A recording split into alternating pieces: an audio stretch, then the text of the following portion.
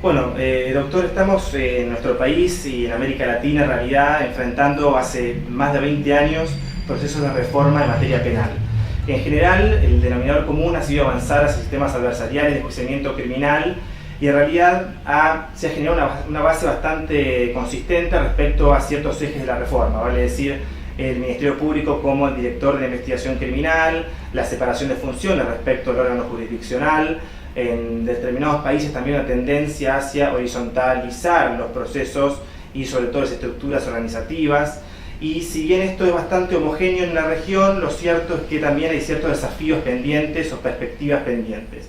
Desde su experiencia queríamos saber cuáles son esos desafíos o cómo ve usted desde otro continente cómo se está desarrollando este proceso de reforma en América Latina. Hablaré de América Latina, aunque soy espectador de otro continente, claro, pero hablo fundamentalmente de los procesos de reforma en América Latina. Efectivamente, al cabo de 20 años se han producido un conjunto de procesos de reforma que se ha extendido prácticamente a toda América Latina. Es decir, salvo Uruguay, recientemente Panamá y en un futuro próximo se incorporará definitivamente México, todos los países de América Latina han pasado al modelo de proceso adversarial, al modelo de proceso contradictorio, acusatorio, como se le quiera llamar en cada lugar. Y efectivamente esto supone un cambio muy sustancial en el desempeño del papel tanto del Ministerio Público como del juez, como de la figura del juez, del miembro del Poder Judicial que interviene en el proceso penal. Ha habido, sin duda, errores, ha habido defectos en la implantación de este modelo que ahora se están intentando corregir y ha habido también muchos aciertos que se han emulado en los distintos países. En este momento mi preocupación viene como espectador extraño a todo este movimiento. Mi preocupación viene porque se ha implantado un problema de seguridad que ha interferido en el normal desarrollo de los procedimientos en el nuevo modelo de enjuiciamiento penal. Es decir, la preocupación por la seguridad pública, la idea de que hay que potenciar la seguridad frente a las libertades, la idea de que el incremento de las garantías supone un menoscabo de la seguridad, se ha ido extendiendo por el conjunto de países y en regiones especialmente azotadas por la violencia, me refiero en concreto a Centroamérica, que fueron los pioneros en la implantación del sistema acusatorio. Ahora hay un movimiento de marcha atrás, un movimiento de retomar viejos moldes, viejos esquemas que no se compadecen con el respeto absoluto, con el respeto más escrupuloso a las garantías, que es a lo que todos tendemos. Usted me decía que uno de los desafíos sería el abordaje de la seguridad ciudadana. Y a este respecto, uno de los actores principales, o quizás el más importante, el protagónico en un proceso de reforma hacia un modelo adversarial, es sin dudas el Ministerio Público Fiscal. ¿Cómo cree usted o cuáles son, en definitiva, las deudas pendientes de un Ministerio Público Fiscal que debe asumir definitivamente la dirección de la investigación criminal y de la persecución penal, y concretamente respecto a la persecución de aquellos delitos que son de mayor entidad o que causan más daño social, como aquellos que pueden ser vinculados a la criminalidad económica o también su vinculación con la seguridad ciudadana? ¿Cuáles son, de esta doble perspectiva, digamos, el rol del Ministerio Público y sus también, digamos, desafíos de aquí en adelante para consolidarse efectivamente como el actor principal? Hay tres actores fundamentales y hay uno del que nos estamos olvidando casi siempre. Uno son los jueces, es decir, los miembros del Poder Judicial, es decir, funcionarios que están caracterizados por la imparcialidad en la intervención en el procedimiento y por la independencia del resto de los poderes del Estado. Otro es el Ministerio Público Fiscal, que de alguna manera tiene que responder ante la sociedad, que es el portavoz, el que lleva al procedimiento penal las preocupaciones sociales y que debe asumir la responsabilidad por el éxito de la política criminal, por la efectividad de la persecución penal, y el tercero es la policía. Es decir, los preparados, los que están capacitados en técnicas de investigación criminal es la policía. En las facultades de Derecho ni a los fiscales ni a los jueces se les enseña investigación penal. en principio no saben cómo abordar una investigación de un hecho delictivo que se le presenta ante sus ojos. Tienen que acudir y se ponen en manos de los profesionales de la investigación, que son la policía. En este sentido, a mí me gustaría llamar la atención de un fenómeno que se está extendiendo cada vez más en América Latina, pero también en Europa y en otros países. Es decir, que la responsabilidad por el éxito en la investigación criminal se suele hacer depender, se le pone el debe en la mochila de los jueces o del Ministerio Público Fiscal, cuando la responsabilidad en la investigación es de la policía.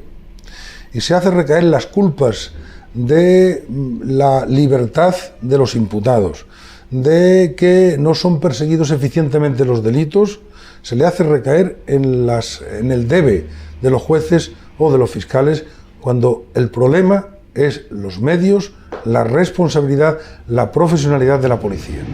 Y ahí sí que quiero ser muy claro. Es decir, no se puede echar sobre los hombros del sistema judicial culpas que son ajenas, culpas que no le corresponden, culpas que vienen de la eficacia del Ejecutivo, primero en prevenir delitos y en segundo término en reprimir, investigar y descubrir las conductas delictivas en el seno de la sociedad. No se puede imputar al fiscal, no se puede imputar al juez que dicte sentencias absolutorias. El fiscal acusa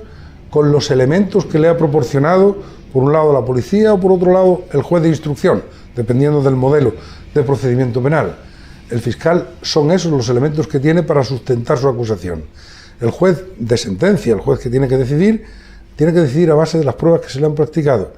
Quienes consiguen los elementos probatorios suelen ser y son responsabilidad de la policía.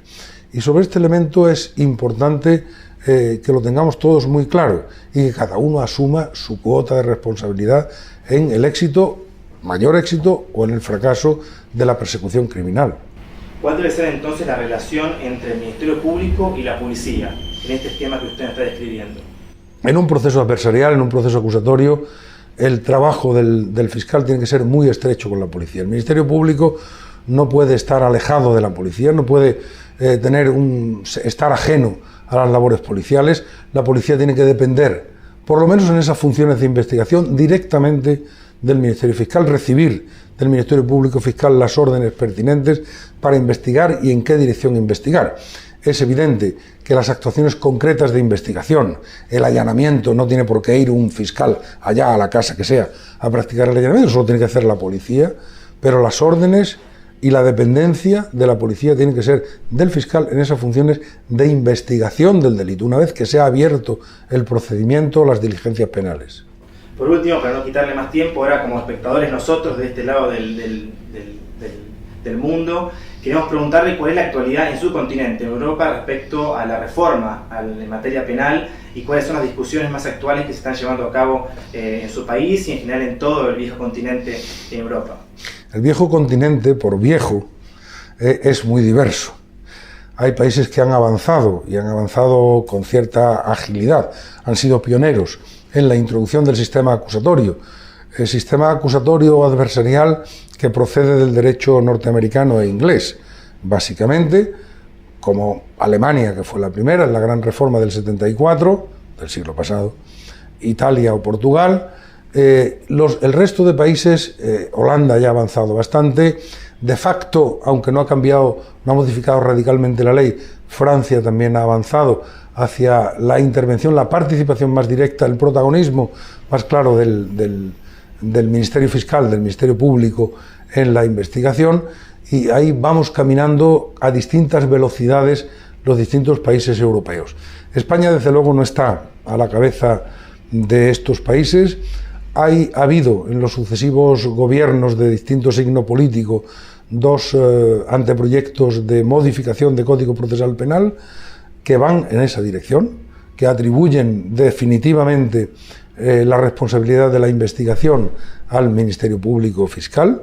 y se la sustraen a la responsabilidad, se la sustraen a la competencia de los actuales jueces de instrucción, que evidentemente son una figura, a mi modo de ver, completamente obsoleta y que no se compadecen bien con el modelo constitucional, con el modelo de derechos humanos que se deriva de las propias constituciones políticas, pero también de los textos internacionales de derechos humanos, de la Convención Americana en este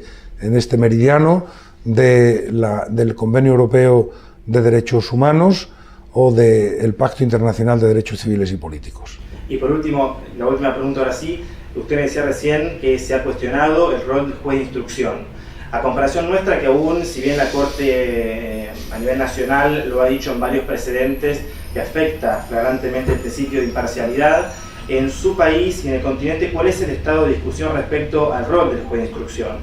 ¿Se ha digerido ya y se ha avanzado respecto, digamos, a su modificación? ¿O cuál es el estado actual respecto a esa figura del proceso penal? En el país que lo creó, es decir, en Francia, el juez de instrucción, hay desde el anterior presidente, Hollande, Sarkozy, aprobaron un informe de modificación radical del juez de instrucción, de la desaparición del juez de instrucción, y ese es el camino que está marcado para todo el resto de países que conservan con mayor o menor énfasis la intervención del juez durante la fase de investigación.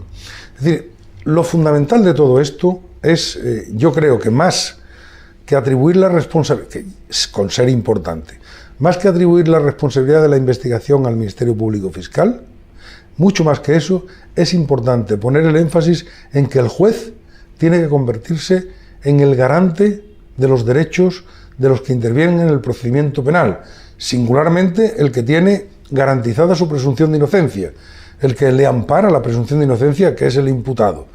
El juez tiene que intervenir, llamémosle juez de garantía, juez de control, como se quiera,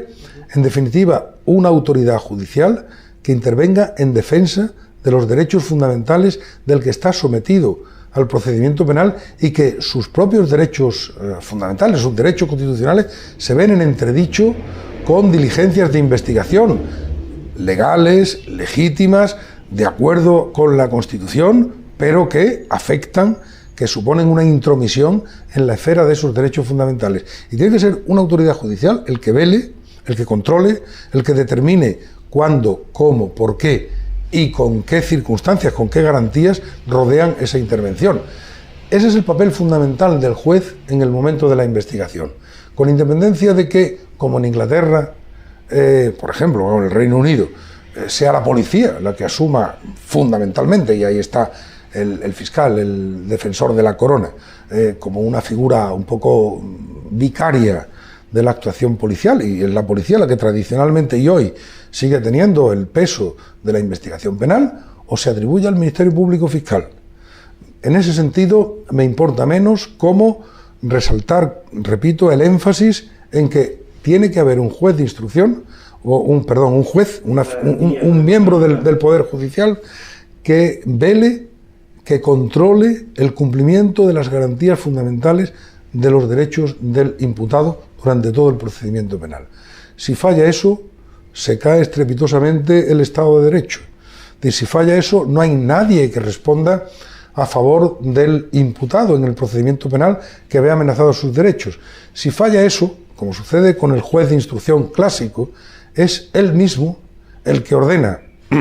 una diligencia de intervención de comunicaciones, el que ordena el allanamiento y el que va a velar por la regularidad del allanamiento, el que va a velar porque se cumplan los derechos del imputado en la intervención de las comunicaciones. Pues evidentemente esa imparcialidad objetiva está perdida desde el principio. Y eso es un atentado contra el funcionamiento de las instituciones judiciales del sistema de justicia penal.